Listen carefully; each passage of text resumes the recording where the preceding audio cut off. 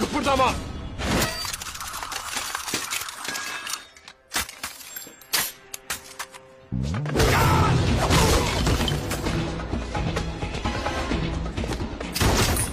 İyi, tamam, anladık.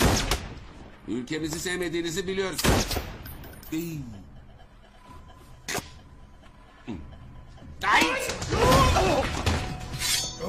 Yani kötü olan biziz. Bunu seninle tartışmak isterdim ama zamanım çok kısıtlı. Seni uyarıyorum. Ben sabit fikirliyimdir.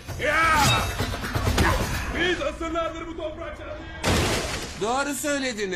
Atalarımdan hiçbiri bu topraklara ayak basmadı. Sen haklısın. Hey, kaçmak yok. Elma dersem ortaya çık.